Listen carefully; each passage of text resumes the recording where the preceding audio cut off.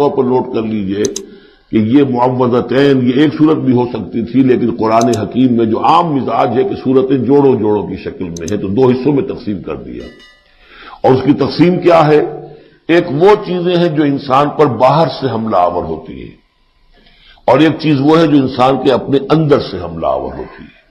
ان دونوں کو دو علیحدہ چیزوں میں رکھ کر اور سکھایا گیا ہمیں کہ تم ہمیشہ اللہ کی پناہ طلب کرتے رہا کرو ان چیزوں کے اثرات سے، ان چیزوں کے اثرات بد سے اپنے آپ کو بچانے کے لیے۔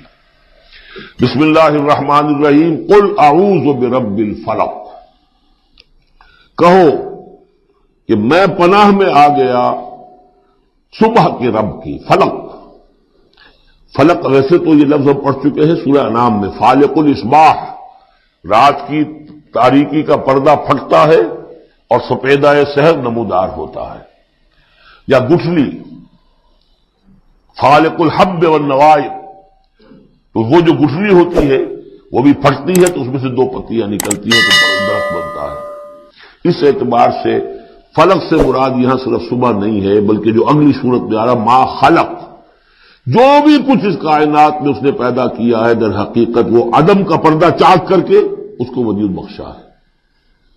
عدم سے، عدم محض سے، کریشن ایکس نیہیلو، بغیر کسی شے کے کسی شے کو بنانا۔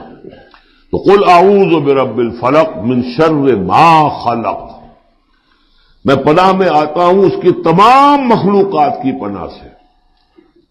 اب آپ غور کیجئے، مخلوق ظاہر بات ہے خالق کی طرح کامل تو نہیں ہو سکتی، مخلوق کے اندر کوئی نہ کوئی پہلو جو ہے وہ کمی کا، تقصیر کا، نقص کا رہ جائے گا۔ تو گویا کہ ہر مخلوق میں شر کا پوٹینشل ایلیمنٹ موجود ہے۔ یہ دوسری بات ہے کہ اللہ تعالیٰ کسی کو سہارا دے دے، کسی کو تو اپنی طرف سے عصمت عطا کر دے، اپنی طرف سے خصوصی پروٹیکشن عطا کر دے، پوٹینشلی خلق جو ہے وہ گویا کہ مستلزم ہے اس کے ساتھ شر کے اندر کا پہلو موجود ہوگا۔ قل اعوذ برب الفلق من شر ما خلق، یعنی وہ شر جو ہے خود اپنی جگہ پر کوئی علیحدہ مستقل وجود رکھنے والی شے نہیں ہے، بلکہ وہ شر جو ہے خلق کے اندر جو کمی کا پہلو ہے۔ جیسے ہم نے انسانوں کے بارے میں پڑھا، خلق الانسان من عجل، انسان کی سرشت میں جلد بازی ہے۔ خلق الانسان ضعیفا، انسان کمزور پیدا کیا گیا ہے۔ جو اس کا فطرت والا پہلو ہے، جو روحانی پہلو ہے، وہ تو ہے انا خلقنا الانسان فی احسن تقویم، لیکن جو یہ حیوانی پہلو ہے اس کا جو مادی وجود ہے، اس میں تو ضعف بھی ہے۔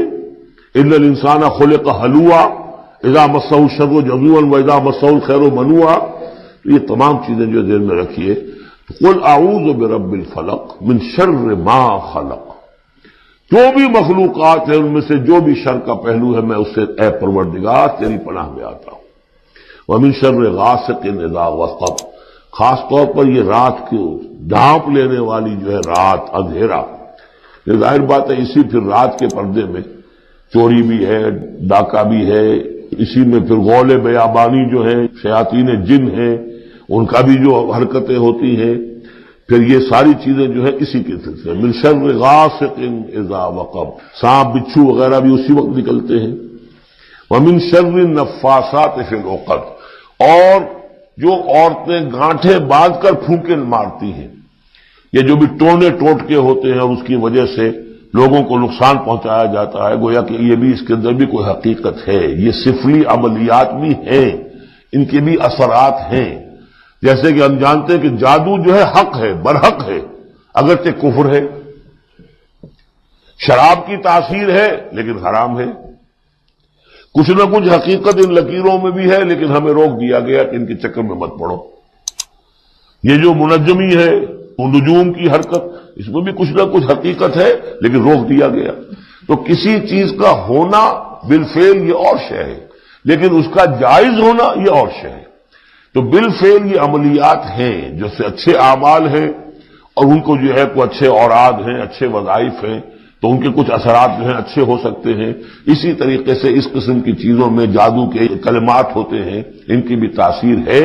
اور وہ جو عورتیں جو ہے وہ جادو کرتے ہوئے، جس کو ہم کہتے ہیں کہ وہ تعویذ گنڈا وغیرہ جو ہوتا ہے، پھر وہ اس میں پھونکے مارتی ہیں تو اللہ تعالیٰ سے میں ان کے شر سے بھی پناہ چاہتا ہوں۔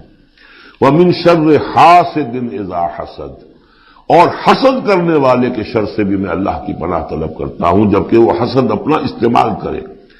اگر حسد ہے دل کے اندر ہے تو بات اور ہے، حسد کو بروئے کار لائے وہ، اور وہ انسان کے درپے ہو جائے اس حسد کی وجہ سے اس سے کوئی نقصان پہنچانے کو، اور اسی کے تابع ہے عین، العین حق، کہ اگر انسان اس حاسدانہ نگاہ سے کسی کو دیکھتا ہے اس کے بھی اثرات ہوتے ہیں، اور اس دیکھنے کے بھی کچھ برے اثرات جو ہیں وہ ظاہر ہو جاتے ہیں۔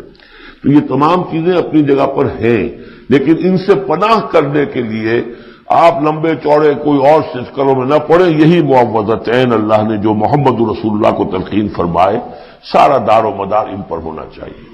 تعوذ کرتے رہیں، اس لیے کہ ہم پڑھ چکے ہیں سورہ بقرہ میں کہ حضرت سلیمان کے زمانے میں جنات جو تھے